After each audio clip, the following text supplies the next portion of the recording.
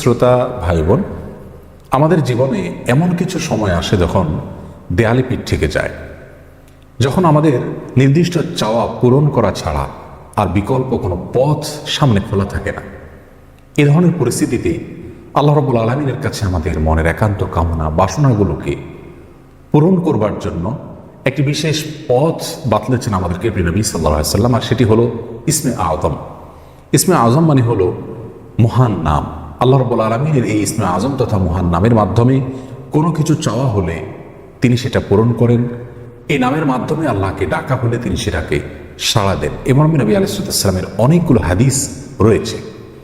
অনেক উলামায়ে কেরাম ইসমে আযম সম্পর্কে বলেছেন যে এটি হলো আল্লাহ রাব্বুল আলামিনের যে মূল নাম আল্লাহ, সেটি তার অনেকগুলো গুণবাচক নাম আছে। তমধ্যে থেকে আল্লাহ রাব্বুল আলামিনের যে মূল নাম আল্লাহ, এই নামের মাধ্যমে আল্লাহ রাব্বুল আলামিনকে ডেকে যদি বান্দা কোনো কিছু চান কায় মনোবাক্যে অন্তরের গভীর থেকে, তাহলে সে দোয়া আল্লাহ রাব্বুল আলামিন অবশ্যই কবুল করেন। এজন্য কোনো কিছু আল্লাহ রাব্বুল আলামিনের কাছে চাওয়ার আগে যদি আল্লাহ বলে ডেকে ভালোবাসা থেকে, আস্থা থেকে, ভরসা থেকে, কায় মনোবাক্যে দীনতাহীনতার সাথে আল্লাহকে ডেকে যদি কেউ দোয়া করেন, তাহলে সে দোয়া আল্লাহ রাব্বুল আলামিন ফিরিয়ে দেন না। ইসমে আযম সম্পর্কে আরও নির্দিষ্ট করে আমরা নবী আলাইহিস সালামের যে হাদিসটি দেখতে পাই, সেটি তিরমিজিতে বর্ণিত হয়েছে, আরও বিভিন্ন হাদিসের কিতাবে বর্ণিত হয়েছে। সেই হাদিস সম্পর্কে বিশ্ববিখ্যাত হাদিসবিদ হাফিজ ইবনে হাজার আল আসকালানী রাহিমাহুল্লাহ ফাতহুল বারীতে লিখেছেন যে ইসমে আযম সম্পর্কে সবচেয়ে বিশুদ্ধতম হাদিস হলো এটি। আর সেটি হলো এই যে বুরায়দা রাদিয়াল্লাহু আনহু বর্ণনা করেছেন, এক ব্যক্তি নামাজের মধ্যে একবার কিছু বাক্য বলে উঠলেন। নবী সাল্লাল্লাহু আলাইহি ওয়াসাল্লাম তার কথাগুলো শুনলেন। তিনি বলে উঠলেন, আল্লাহুম্মা ইন্নী আসআলুকা বিআন্নী আশহাদু আন্নাকা আনতাল্লাহ লা ইলাহা ইল্লা আনত আল আহাদুস সামাদ আল্লাযী লাম ইয়ালিদ ওয়া লাম ইউলাদ ওয়া লাম ইয়াকুল লাহু কুফুয়ান আহাদ।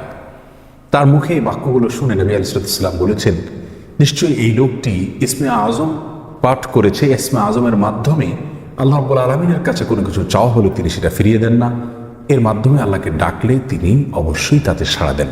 এই হাদিসের ভিত্তিতে অনেক মুহাদ্দিসিন ইকরাম বলেছেন এটি হলো সেই দোয়া যেটাকে ইসমে আযম বলা হয়, যার মাধ্যমে এটি পাঠ করার পর আল্লাহর কাছে কোনো কিছু পেশ করলে সেটাকে অবশ্যই আল্লাহ তাআলা পূরণ করেন। মনের যে কোনো ভালো আশা আল্লাহ তাআলা পূরণ করে থাকেন।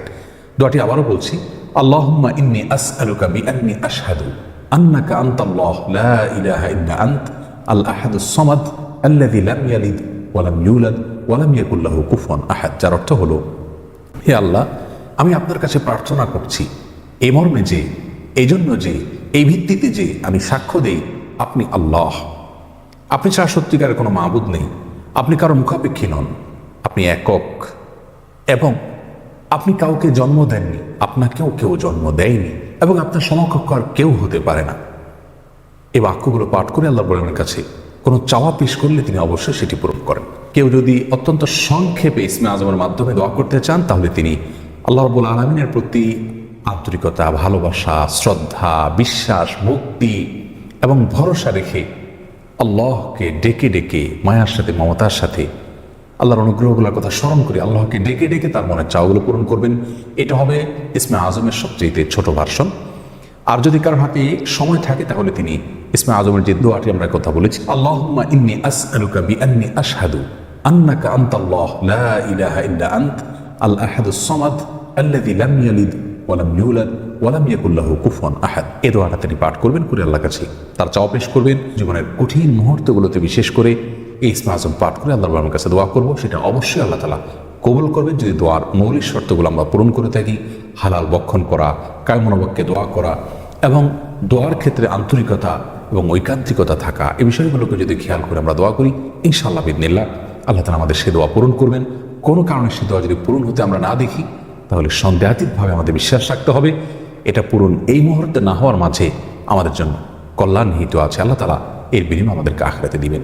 এছাড়াও দোয়া ইউনূসের মাধ্যমে লা ইলাহা ইল্লা আনতা সুবহানাকা ইন্নী কুনতু মিনাজ জালিমিন, এটা পাঠ করেও যদি কেউ দোয়া করেন, তার মাধ্যমে আল্লাহ দোয়া কবুল করেন। এবং হাদিস বর্ণিত হয়েছে, আল্লাহ তাআলা আমাদের সবাইকে ইসমে আযমের মাধ্যমে আল্লাহর কাছে জীবনের কঠিন মুহূর্তগুলোতে দোয়া পেশ করার তৌফিক দান করুন। আসসালামু আলাইকুম ওয়া রাহমাতুল্লাহি